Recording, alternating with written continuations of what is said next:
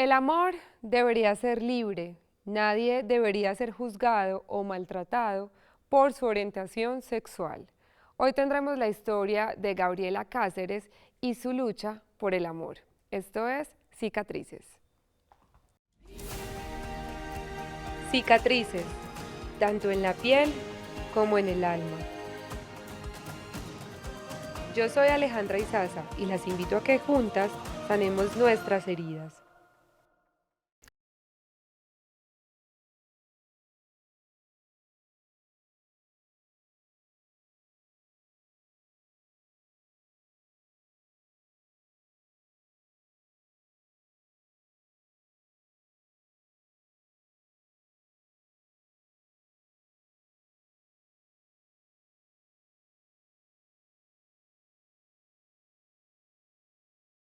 Como los chicos, o eso creía yo. Cuando tenía como 14 años, tuve como mi primer novio. Y yo veía que mis amigas hablaban mucho como de esa curiosidad sexual que tenían por sus novios y yo nunca sentía eso. Y con el tiempo, pues, me empecé a cuestionar si realmente sí me gustaban los hombres y como por qué me tenían que gustar los hombres. Pues yo tengo una relación igual con este chico, pero nunca tengo como un deseo sexual por él. Me sentía como atrapada en ni siquiera poder cuestionarme, pues como en que ni siquiera me podía hacer la pregunta de si sí me podían gustar las mujeres o no. Con el tiempo conocí a una chica, me gustó esa chica, pero siempre me daba mucho miedo como decirle a mi familia que tenía algo con una chica, así que tuve siempre como relaciones como amorosas o interpersonales con mujeres como en silencio. De hecho, hasta me avergonzaba un poco contarle como a mis amigas porque me daba miedo que dijeran como, ay, no sé, siempre te han gustado las chicas, o que se sintieran incómodas porque siento que eso podía pasar como sobre todo en esa época. Una vez sí me enamoré así como profundamente de una mujer y con esta persona yo sabía que yo quería como hacer pública mi relación, pues o por lo menos tener como esos beneficios que, no sé, que mi hermana tenía, que mi hermana podía llevar al novio a una cena familiar o podía llevar al novio de paseo, y yo creo que yo anhelaba mucho eso y me daba miedo como no poder tenerlo nunca. Cuando yo tengo esta relación con esta chica un poco más grande, pues yo empiezo como a llevarla a la casa como si fuera una amiga y mi familia juraba que era una amiga, y una vez me fui de vacaciones con ella. Y cuando yo me subo como al avión, le escribo un texto a mi mamá así como súper largo, diciéndole que, pues, que esta chica era mi novia, que siempre me han gustado las mujeres, que me daba mucho miedo decírselo. Yo le decía que yo siempre iba a seguir siendo yo. Pues como que el hecho de que me gusten las mujeres no cambiaba nada de mis otras cualidades como mujer o como persona o como estudiante o como trabajadora. Y este párrafo fue tan largo, fue tan largo y no sirvió para nada. Pues como que yo siempre pensé que tenía que amortiguar el golpe, que cuando saliera del closet y tenía que hacerlo mucho más fácil para mi familia y que lo pudiesen dirigir de una forma como más tranquila. Entonces yo antes de subirme al avión envío como el mensaje y apago el celular. Cuando llego a Santa Marta tengo un mensaje así como de mi mamá súper largo diciendo que esto le había caído como un balde de agua fría, básicamente que era la peor noticia. Fue el peor viaje, fue el peor viaje de mi vida porque esos 4 días mi mamá ni siquiera me escribió.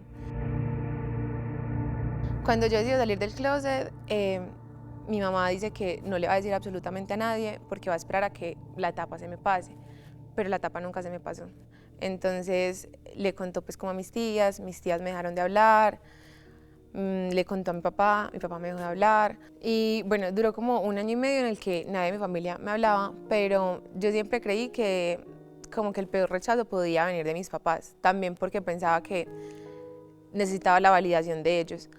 Pero mi mamá, pues el esposo con el que ha estado toda la vida y con el que yo también crecí, resulta que fue la persona como que más afectado se vio de alguna forma y por razones que con el tiempo uno tampoco entiende, que me gustaran las mujeres. Entonces el rechazo como con él fue absoluto porque si bien no me decía cosas directamente, como que siempre le decía cosas a mi mamá y eso hacía que yo nunca pudiera tener una buena relación con mi mamá Incluso a veces yo los escuchaba como gritarse o pelear, y el tema básicamente de la pelea era porque yo seguía en la casa, porque no me habían echado. Él pretendía que mi mamá me echara de la casa, pues mi mamá obviamente no iba a hacer eso, pero en ese momento pues como que hizo hasta lo imposible porque yo misma tomara como la decisión de irme.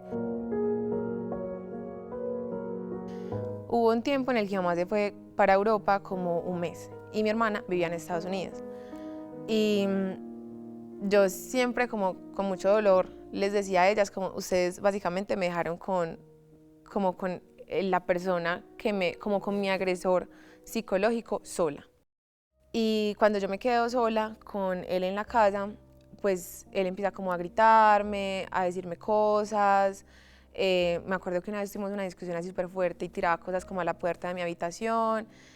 Y, y ese fue como, o sea, ese tiempo sola en el que vivía con él fue como ese lapso de tiempo en el que nadie me hablaba. Entonces, tras de que físicamente en mi casa no había otra figura de protección, pues no tenía tampoco como ni a la distancia alguien que estuviese pendiente como de mi salud en ese momento. Y entro como en un cuadro depresivo así como súper horrible por muchos días, y yo soy una persona como súper metódica, como que planea mucho todo, y yo solo me quería morir. Pero yo no pensaba como en que me iba a morir y ya, sino que yo pensaba planear mi muerte.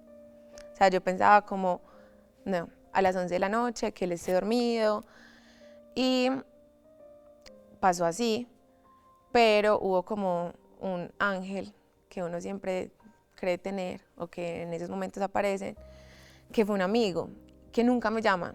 De hecho, nunca, o sea, después de eso fue como nos hicimos mejores amigos, porque quizás su intuición hizo que en ese momento él me llamara y me dijera como, hola, bebé, ¿cómo estás? Y yo le contestaba como incoherencias. Y él vivía en Bello, yo vivía en Buenos Aires, y él fue como en su carrito, como a las 12 de la noche, tocó la puerta, mi padrastro se levantó y él entró y me sacó cargada. Ya pues llegué al hospital, me hicieron una limpieza, me sacaron todo.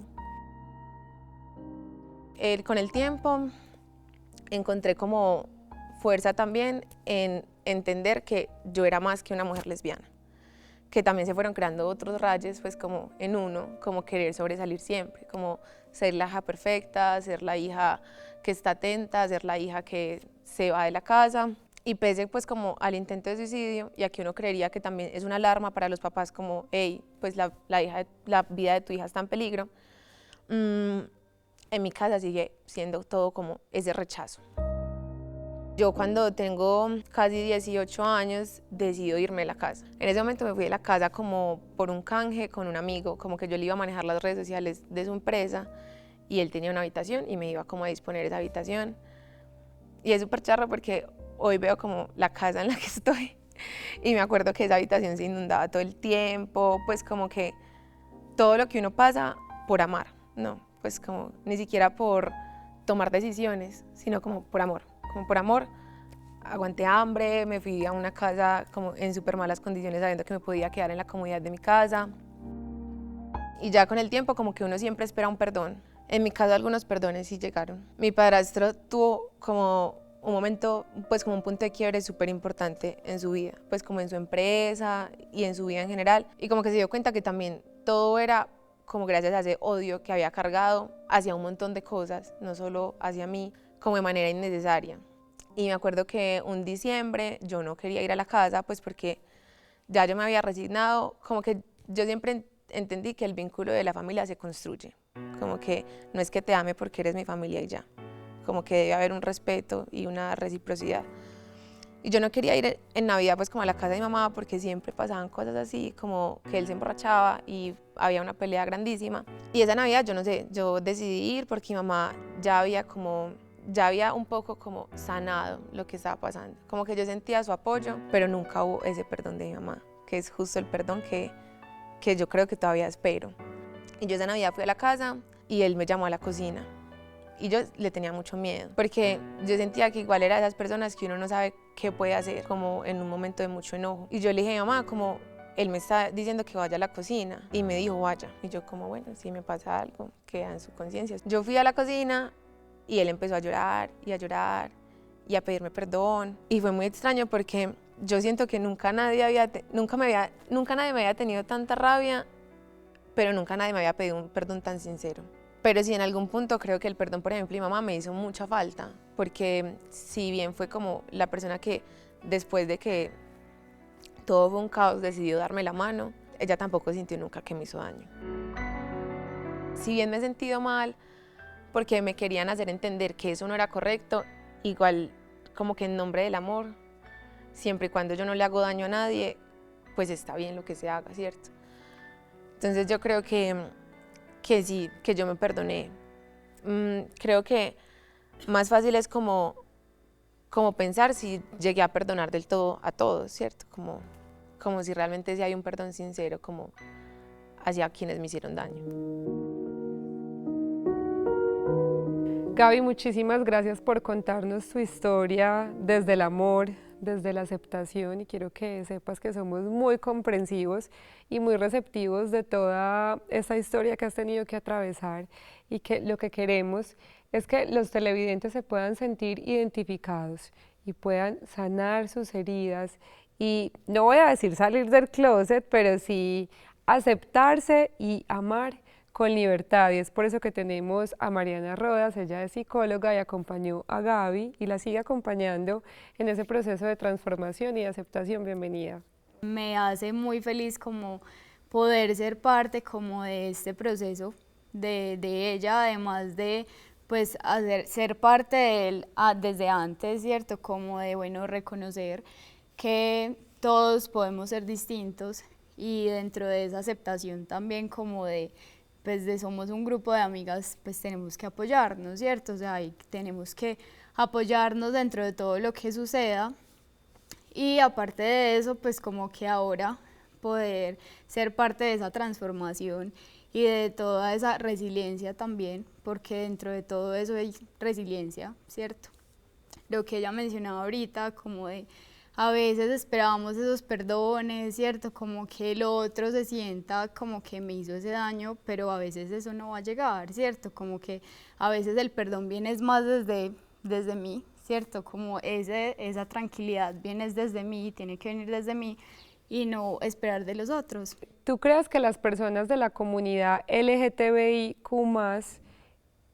hablan desde sus cicatrices o desde sus heridas? Porque, por ejemplo, yo siento que aunque tú eres una mujer muy estructurada y que ha trabajado mucho en su personalidad, en la aceptación, en lo que tú eres y en la mujer tan segura que te proyectas, hay cierta frustración en el no poder amar libremente, tranquilamente, expresar y demostrar el amor en la calle como otras personas lo pueden hacer. Yo creo que desde ambas, pues como que uno tiene muchas cicatrices y muchas heridas ya se convierten en cicatrices, ¿cierto? Pues como yo ahorita les contaba que yo en este momento me sentía muy plena, como muy tranquila conmigo y con mi entorno y con la manera en la que amo. Y eso se convierte como en una cicatriz, pero por ejemplo una herida puede ser justamente lo que les contaba mi abuela, que esa va a ser una herida siempre, y que justamente uno tiene herramientas como ir a terapia, como conversarlo con la psicóloga, como escribirlo, para poder sobrellevar la vida de la manera más tranquila, teniendo en cuenta que esa herida nunca va a ser una cicatriz, porque nunca se va a llevar a cabo. Entonces yo creo que todos hablamos desde un proceso como como único, como que todos tenemos un proceso diferente, entonces habrán personas que hoy pueden hablar desde su cicatriz y otros desde sus heridas. Ok.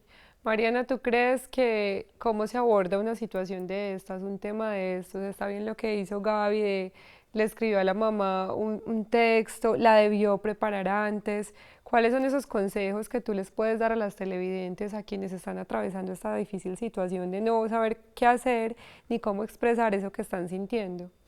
Okay, bueno, yo creo que lo principal es como entender que lo que decía Gaby, pues seguramente ella nunca va a estar preparada para recibir eso, ¿cierto? Entonces, como que es principal, como que, bueno, la persona se puede preparar como para decirlo en el sentido de, bueno, yo voy a aceptar que no es un problema, sino que realmente es algo normal, ¿cierto? Pero entonces las cosas que voy a decir van más direccionadas como a la persona que pues es homosexual o que está pues como encontrando o reconociéndose ahí, ¿cierto? En primer lugar, yo siento que es la búsqueda de información, ¿cierto? Información verídica y de la realidad. ¿Por qué? Porque lo que hablábamos, hay mucha desinformación, ¿cierto? Hay muchas cosas que si yo no me informo realmente sobre lo que yo estoy sintiendo, sobre lo que yo quiero, sobre, bueno, con qué me reconozco, pues realmente me voy a quedar con esa verdad que tienen los otros, ¿sí? Entonces, si a mí me dicen es que esto es lo que está bien, esta es la verdad, te deberían gustar los hombres o te deberían gustar las mujeres en el caso de los hombres, entonces, pues yo siento que yo estoy mal, ¿cierto? No que esto es normal y entonces yo me puedo desenvolver porque es que esto es normal, ¿cierto? Entonces, para mí, esa también va a ser esa realidad que yo voy a tener. Entonces, lo principal es buscar información, ¿cierto? Y eso no solo para ustedes personas, sino para quienes nos están viendo que tal vez tengan como un prejuicio o que tal vez sientan como ese rechazo hacia la comunidad o hacia las personas que se reconocen dentro de ella, que también busquen como esa información verídica, ¿cierto? Cuando yo no conozco algo, pues simplemente no puedo reconocerlo tampoco, o sea, no puedo darle lugar.